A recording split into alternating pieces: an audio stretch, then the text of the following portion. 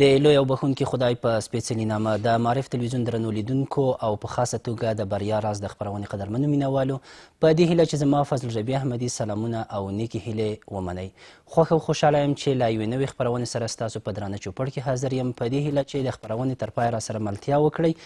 او د خپرونې هغه څه مطالب چې تاسو ته ویل کیږي د هغې څخه په زړه پورې ګټه واخلئ.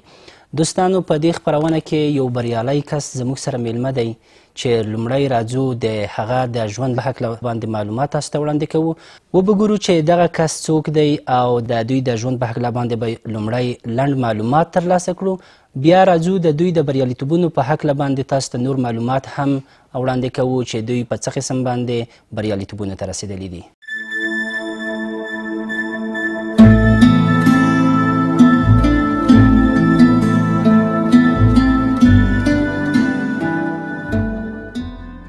ښاغلی ننګیالی اتل چې د وردګو ولایت د چک په ولسوالۍ کې له نن څخه 27 کاله وړاندې په یوه بزګره کورنۍ کې زیږېدلی او رالوی شوی دی. خپلې لومړنۍ زده کړې د همدې ولسوالۍ په حضرت عمر فاروق لیسه کې په 1983 کال کې پای ته رسولی دي. د کانکور له ازموینې وروسته د کابل د ښوونې او روزنې پوهنتون د انګلیسي ژبې پوهنځي ته بریالی شو چې تر فراغت وروسته د 4 کاله پرله پسې کوښښونو په نتیجه کې د فول برایټ سکالرشیپونو یا بورسونو له لارې وتوانېدو چې د ماسټرۍ دورې لپاره امریکا ته ولاړ شي. نوموړی د خپلې ماسټرۍ سند په امریکا کې د بشري منابعو په برخه کې ترلاسه کړ. ننګیالی اتل چې یو فعال ځوان دی او له ماشومتوب څخه یې د نجونو د زده کړې په برخه کې نه ستړي کیدونکې هڅې کړي، نو له همدې کبله یې د ملګرو ملتونو د زړورتیا نړیواله جایزه هم ترلاسه کړې چې دغه جایزه د نیلسن ماندیلا د میرمنې ګراسا ماشیل د ځوانانو په چارو کې د ملګرو ملتونو د سرمنشي د ځانګړي استازي احمد رافل هنداوي او د ګوردن براون لخوا ورسپارل شوې.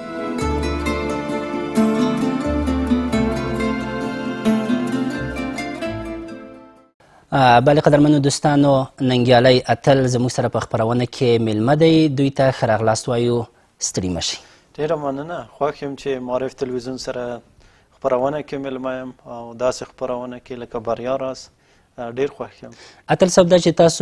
ستاسو په هکله باندې مو قدرمنو لیدونکو ته معلومات ورکړل، دا چې تاسو په دومره ځوانۍ کې دومره لوړو پوړیو ته رسېدلي یئ، په ژوند کې مو ډېر هدفونه چې ځان ته مو ټاکلي وو هغې ته رسېدلي یئ، تر اوسه پورې چې کوم هدف تاسو اصلا ځان ته انتخاب کړی د هغې په هکله باندې معلومات راکړئ چې تاسو تر کومه حده پورې یعنې دومره بریالیتوبونه مو هم ترلاسه کړي، بیا هم دا راته ووایئ چې تر کومه حده تاسو خپل وروستني هدف ته ورنږدې شوي یاست. لومړی دا چې د هر هدف د ټاکلو دپاره یو قاطعیت ته ضرورت دی چې انسان یو قاطع تصمیم ولري او دا که هدف لوی که او که کوچنی هغه هدف ته انسان رسیدلی شي. نو ما هم په خپل ژوند کې مثلا یو هدف دا و چې خپله ماستري بهر له افغانستان څخه ترسره کړم، له امریکې څخه البته، او زه د خپل هوډ او قاطع تصمیم چې ما درلوده د هغې په پایله کې زه وتوانېدم خپله ماستري لاسته راوړم. بېلګې په توګه ما 4 ځلې سر په سر 4 کاله سر په سر د فول برایټ پروګرام ته خپله درخواستي ورکړه، تر هغه چې په 4م ځل زه پکې کامیاب شوم. نو که هدف څومره لوی یا که څومره کوچنی، هغه اصلي بنسټ دا دی چې تاسو څومره قاطع یاستئ چې هغه هدف ته ورسیږئ. نو که څومره هدف لوی او قاطعیت مو زیاتی، هغه لوی هدف درته کوچنی کېږي. تاسو دومره پرمختګ کړی دی، آیا هغه وروستنی هدف چې تاسو په ذهن کې لرئ هغه مو لیدلی دی او که څنګه، او تر هغې هدفه پورې څومره رسېدلي یې؟ ژوند د هدفونو یو لوی پړاو دی او انسان د هرې ورځې په تېرېدو سره او د هرې شېبې په تېرېدو سره ځان ته خپل نوي اهداف ټاکي او نوي اهداف تعقیبوي. نو زما بل هدف له ماسترۍ څخه وروسته دا دی چې که وتوانېږم دکتورا ترسره کړم، نو د همدې هدف په لټه کې یم چې دا یو دنیوي هدف دی او که انشاءالله ژوند یاري وکړي زه په دې اطمینان لرم چې دا هدف به هم ترلاسه کړی شم ځکه زه شخصا له تعلیم سره له علم سره یو ډېر لوی شوق او علاقه لرم نو د هماغه قاطع شوق او علاقې پر بنسټ باندې اطمینان لرم چې دکتورا به هم لاسته راوړم انشاءالله. قدرمنو کتونکو زموږ د دغه خپرونې هدف دغه دی چې هغه بریالي کسان چې زموږ سره په خپرونه کې میلمانه کیږي د دوی د بریالیتوبونو په هکله باندې تاسو هم معلومات ترلاسه کړئ، هغه رازونه چې دوی د ځان سره لري او د هغې په اساس باندې دوی بریالیتوبونو ته رسېدلي دي، موږ کوشش کړو چې د دوی څخه دغه پټ رازونه راوباسو او دغه رازونه د تاسو سره شریک کړو تر څو تاسو هم وکولی شئ چې د دوی په شان باندې بریالیتوبونو ته ورسیږئ. تاسو وګورئ چې اتل صاحب په دومره ځوانۍ کې په امریکا کې بورس اخیستی دی او د هغې د طریقه هغلته یې ماسټري اخیستې ده او تر اوسه پورې هم دی هغه وروستني هدف ته نه دی رسېدلی، یعنې اوس هم کوشش کوي چې نورو هدفونو ته هم ورسیږي. خو زموږ او ستاسو په ټولنه کې ډېری داسې کسان شته دي چې کله د لیسانس سند واخلي فکر کوي چې هر څه ته ورسېدلو، خو دوی نور هم تلاش کوي. اتل صاحب که دا راته ووایي چې په ژوند کې بېلابېل هدفونه لرل څه قسم دي؟ آیا هغې ته یو کس بیا لاسرسی پیدا کولی شي او که څنګه؟ انسان باید بلابل اهداف ولري خو هغه باید مشخص وي چې کوم اهداف ولري. مثلا که څوک د دې هدف لري چې یو ښه دنده لاسته راوړي، ښه هدف دی، خو د هغې دندې د لاسته راوړلو لپاره باید په څنګ کې باید پلانونه زیات ولري. نه که اهداف زیات ولري درسته ده خو باید پلان هم زیات ولري. مثلا د دې دپاره چې زه وغواړم چې مثلا اوس دکتورا واخلم، که زه چیرته دکتورا هدف ته مثلا ونه رسیږم، زما بل هدف د هغې نه وروسته څه شي، زما بل پلان به څه شي، که زه مثلا کال ته ونه توانېږم بل کال ته ونه توانېږم. د اهدافو درلودل مهم دي د ژوند د بریالیتوب دپاره. اهداف که بلابل یې ښه ده اما باید مشخص او محدود وي. چې څومره محدود او مشخص د انسان له ذهني پلوه کیدای شي په هغې باندې تمرکز وکړي د هغې د لاسته راوړلو دپاره او هماغه تمرکز د دې لامل کیږي چې تمرکز په اصل کې هماغه قاطعیت دی، هدف د لاسته راوړلو دی چې هماغه هدف لاسته راوړي. ډېر ښه. مخکې له دې څخه چې نورې پوښتنې وکړو، د ملګرو ملتونو د نړیوالې جایزې ګټونکي یاست تاسې، د هغې په هکله باندې که کتونکو ته یو څه معلومات ورکړئ. په سترګو زه لکه څنګه چې مخکې تاسو په خپل پروګرام کې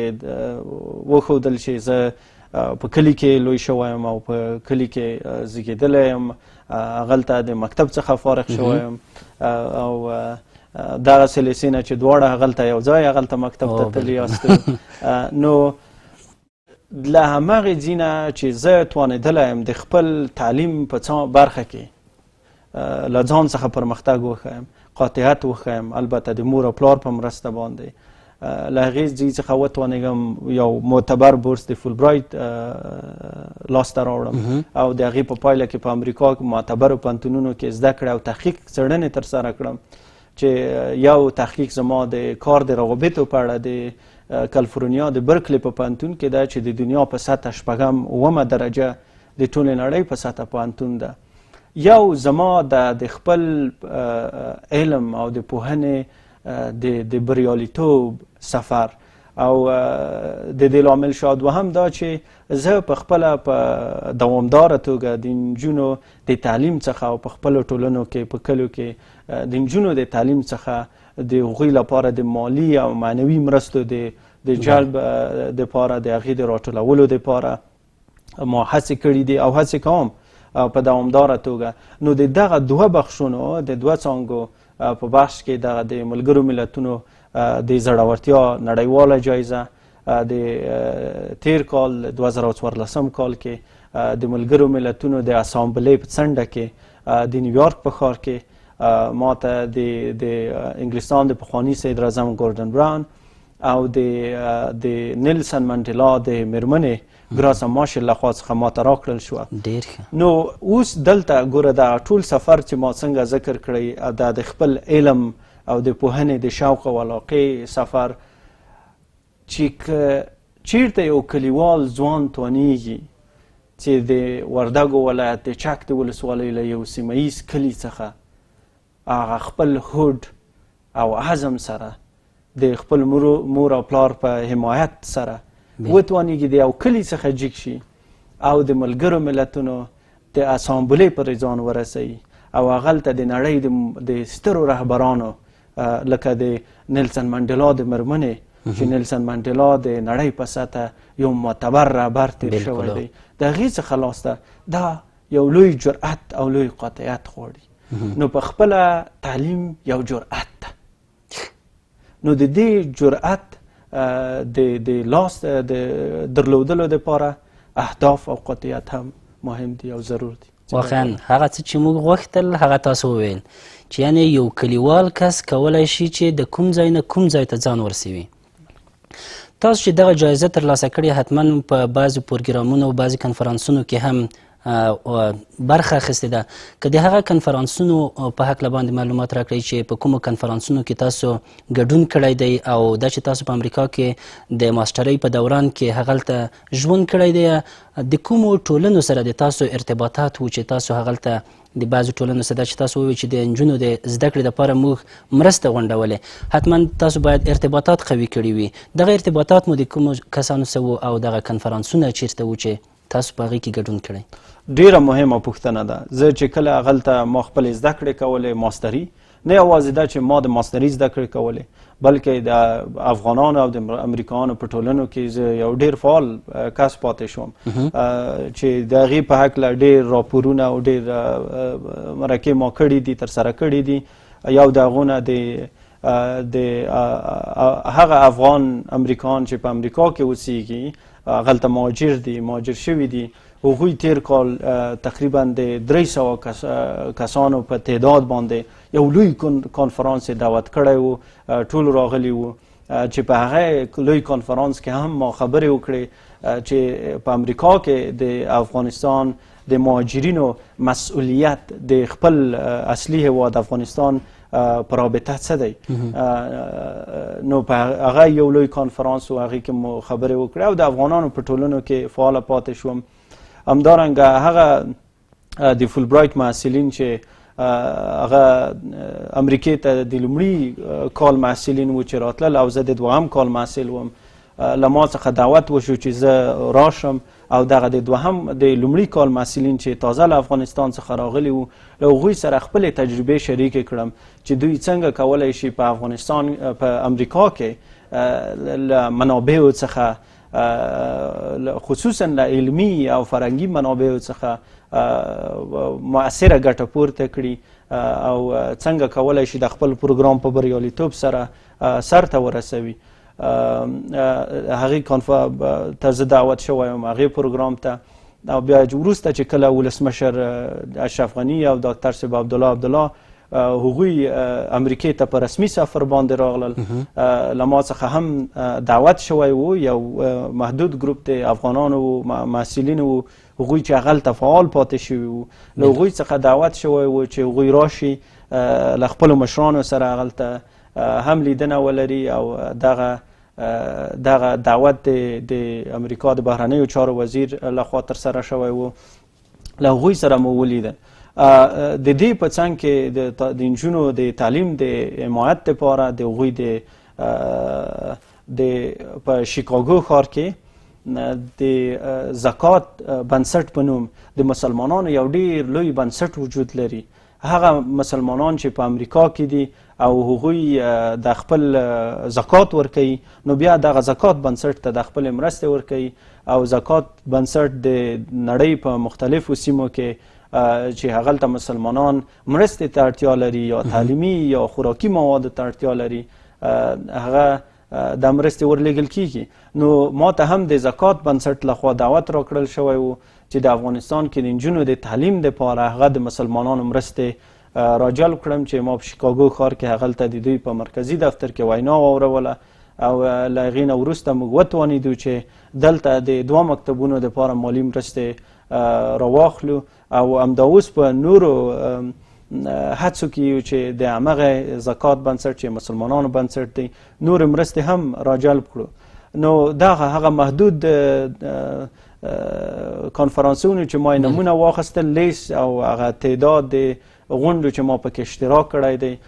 یو د هغې نه بل ډېر مهم دغه و چې زه هغلته چې په ټولنه کې ډېر فعال پاتې شوم او د افغانستان د هغه کلتوري سفیر په توګه مې هغلته غږ جګ خصوصا د کلیوالو سیمو او په مجموعي توګه په امریکایي ټولنه کې د افغانانو په هکله ما څخه د فول برایټ پروګرام دعوت وکړي چې د هغه محصلین چې د فول برایټ محصلین دی او په لومړي کال کې راځي دا د افغانستان یوازې محصلین دي دا د 50 ملکو محصلین وو شاوخوا 50 مملکتو محصلین وو د اتیا په شاوخوا کې دوی چې تازه امریکې ته راغلي وو له ما څخه یې دعوت وکړي چې زه دغه 50 مملکتو محصلینو ته په امریکا کې د هغوی د پروګرامونو د محصریت په هکله خبرې وکړم چې ما هغه خپل تجربې ورسره شریکې کړلې چې دوی څنګه کولی شي هغلته روابط وساتي د خلکو سره په ټولنو کې هغه رضاکارانه کارونه ترسره کړي خپل تعلیمي وخت څنګه په مؤثره توګه استفاده وکړي نو دغه پروګرامونه وو چې ما پکې په مؤثره توګه او افتخاري توګه پکې اشتراک وکړ. ډېر ښه. تاسو د هدف ته د رسېدو په خاطر باندې قاطعیت وښودلو د یوې کلیوالې سیمې نه حرکت کړل او هغه هم په یوه مورنۍ ژبه باندې چې حتی په پښتو ژبه باندې مثلا تاسو خبرې کولې بیا وروسته کابل ته راتګ د هغې نه وروسته امتحان ورکول او په امریکا کې تحصیل کړل حتما د ستونزو سره مخامخ شوي یئ د کومو ستونزو سره مخ شوي یئ او د دغو ستونزو په مقابل کې مو څه قسم مبارزه کړې ده؟ ستونزې خو انسان همیش ورسره مخ کیږي او زه شخصا له زښته زیاتو ستونزو سره مخ یم مثلا چیرته چې زموږ کلی و او چیرته چې مکتب و نږدې 8-10 کیلومتره هغه فاصله وه نو زه به هره ورځ پیاده تلم او پیاده به بیرته راتللم نو دغه یو لویه ستونزه وه خو د ما دپاره هغه مکتب هم ختم کړئ مکتب نه فارغ شوم او بیا وروسته راغلم کابل ته د دې ټولو مثلا د دې لوی عزم او قاطعیت تر شا کله کله موږ هم په کلیوالي سیمو کې داسې څه لرو چې هغه موږ ته د یوې سترې ارادې قدرت راکولی شي هغه د سترې ارادې قدرت چې موږ ته راکولی شي زموږ ځینې نصیحتونه زموږ د پلار او مور مثلا په دې زموږ پلار یو دهقان سړی دی هم یو قاطع سړی دی او د خپل اولاد د تعلیم لپاره ډیره هڅه او کوشش وکړي نو کله کله به چې موږ ځمکې ته تللو نو په ځمکه کې به چې مثلا یا کار کوئ کله به دی ډیر مصروفه وئ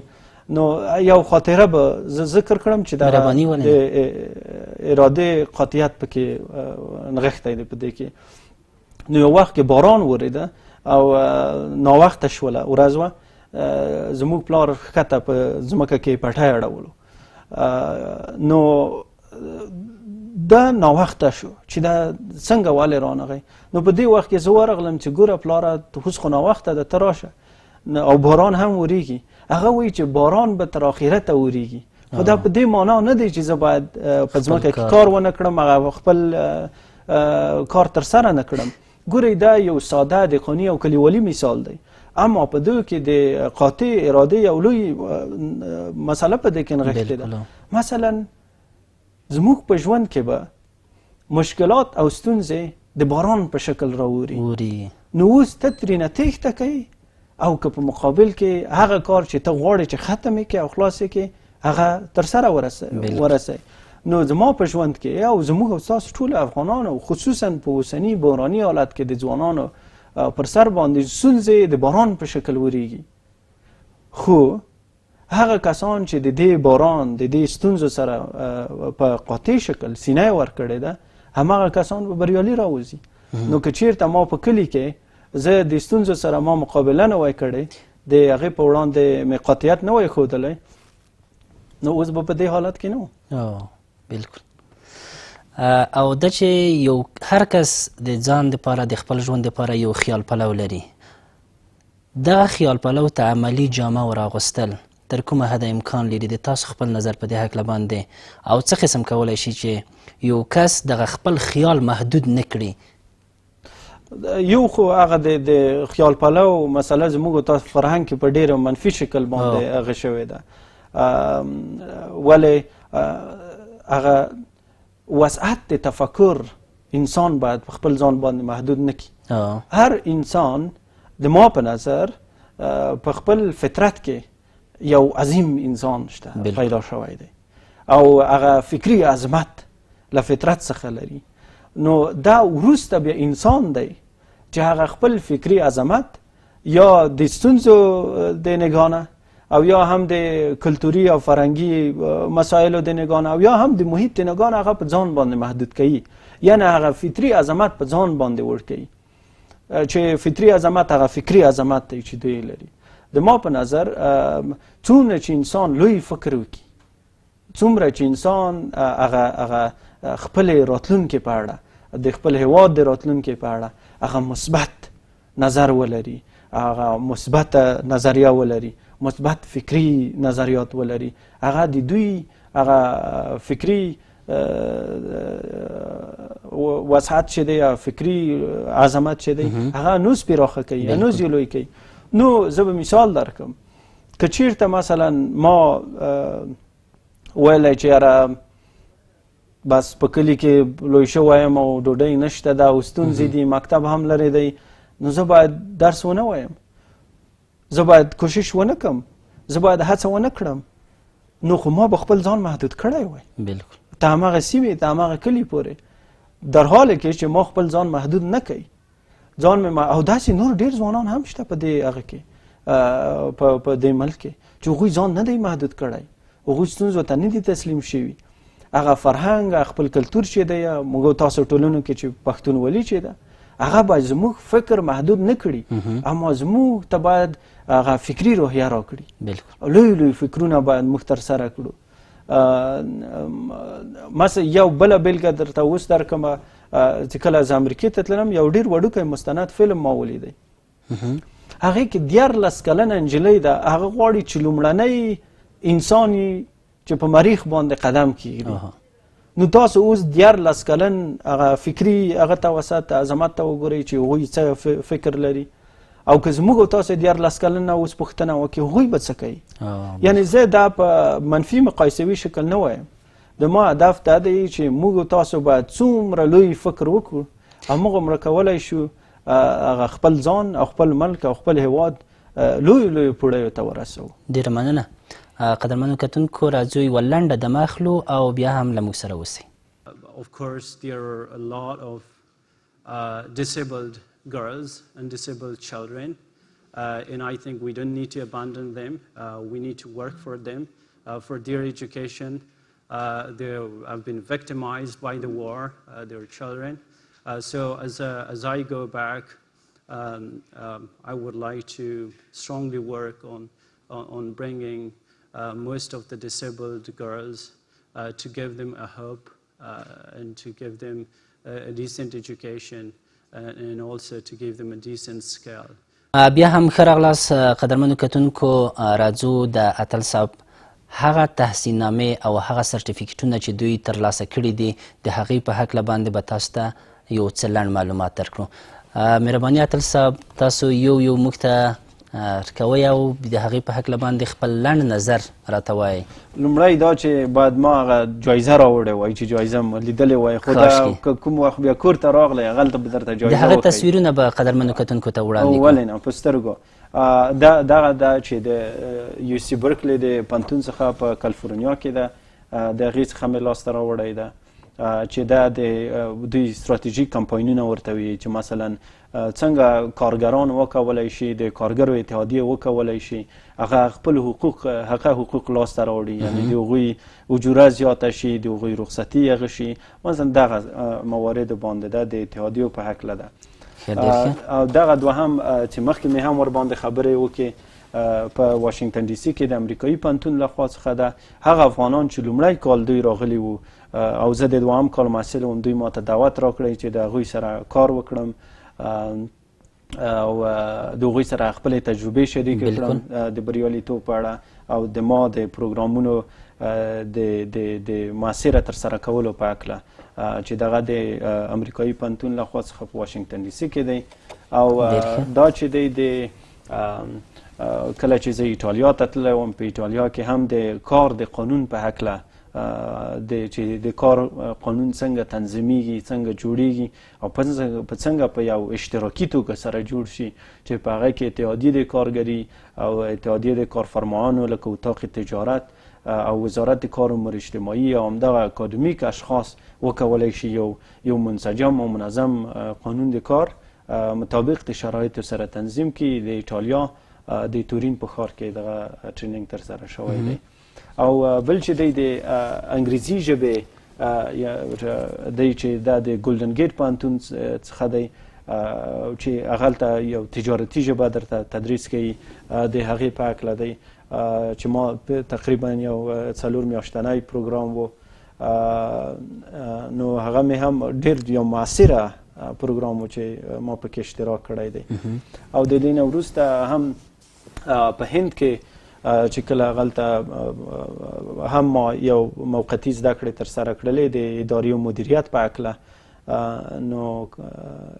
دغه سرټیفیکیټ دوی موږ ته راکړی دی پکې مې اشتراک کړی دی. او د هغې نه وروسته هم دا سرټیفیکیټ چې څنګه وکولی شو د ملګرو ملتونو د کار د نړیوال سازمان دپاره په معاصره توګه لیکنې ترسره کړی شو، یعنې د هغې که مکاتب دي او که رسمي راپورونه دي او که رسمي لیکنې دي چې عموما دا د ملل متحد په چوکاټ کې د معاصره لیکنو د ترسره کولو دپاره په عموم کې ډېر مفید او ګټور دی. نور سرټیفیکونه هم زښته زیات شته دي بالکل، خو ما وایي چې دا یو څو محدود مثالونه به تاسو سره شریک کړم. بس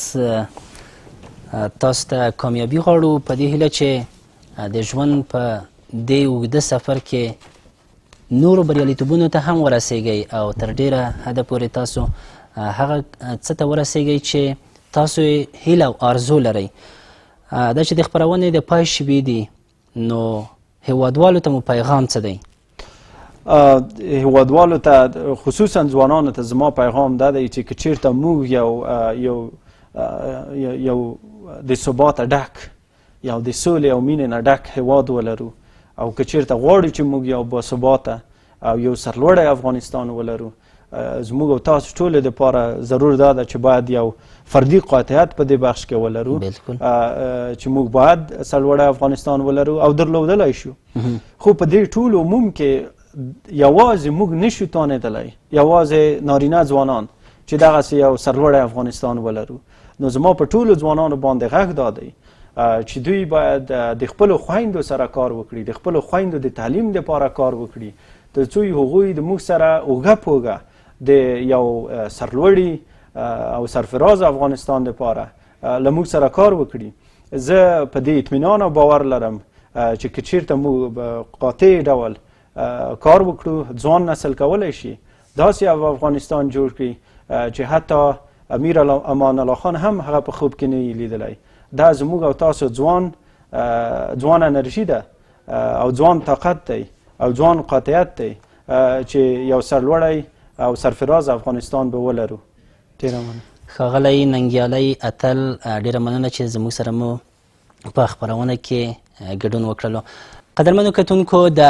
بریا راز خپرونه وه چې تاسو د معارف تلویزیون څخه ولیدله. که زموږ د خپرونې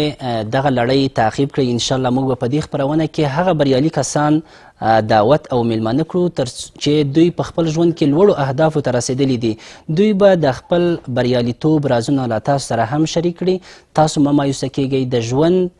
هر مشکل